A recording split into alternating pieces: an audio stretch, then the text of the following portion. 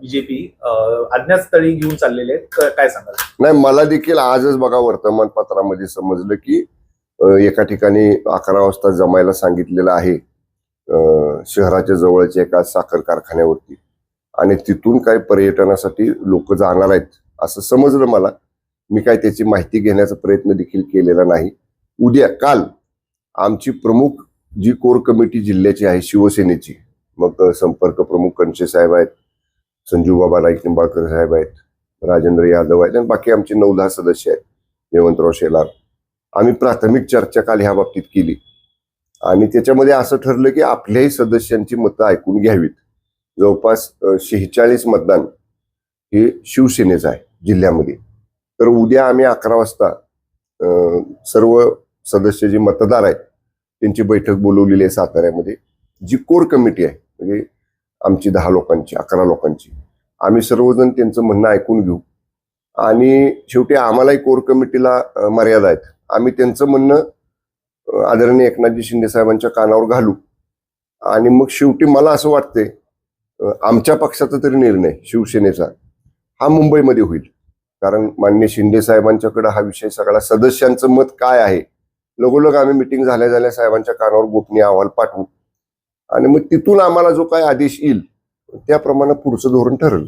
समन्वय बैठक जी झाली महायुतीची, त्याला तुम्ही नव्हता, मकरंदाबाई नव्हते, तुम्ही कार्यकर्त्यांशी अजून चर्चा केली नव्हती म्हणून तुम्ही त्या बैठकीला गेला नव्हता की नेमकं काय कारण? नाही, कसं आहे बघा, याच्या आधी नगरपालिका निवडणुकीच्या वेळी मी समन्वय करायचा प्रयत्न केला पालकमंत्री म्हणून.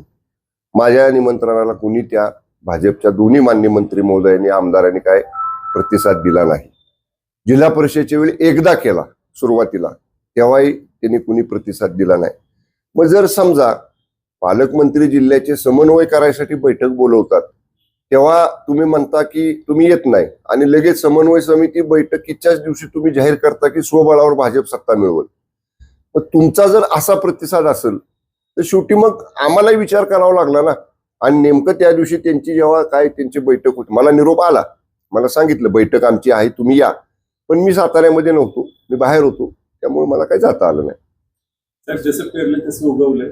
भाजपनं जिल्हा परिषदच्या वेळी जो स्वबळावरचा नारा दिला आणि त्यानुसार आता मित्रपक्षांची गरज त्यांना पडते. एकंदरीत जर पाहिलं तर भाजपकडे आता मित्रपक्षांना मदत मागितल्याशिवाय त्यांचं मतदान पूर्ण होणार नाही किंवा उमेदवार विजयी होऊ शकत नाही अशी परिस्थिती आहे. मग काय आली परिस्थितीला सामोरं जायचं सगळ्यांनीच.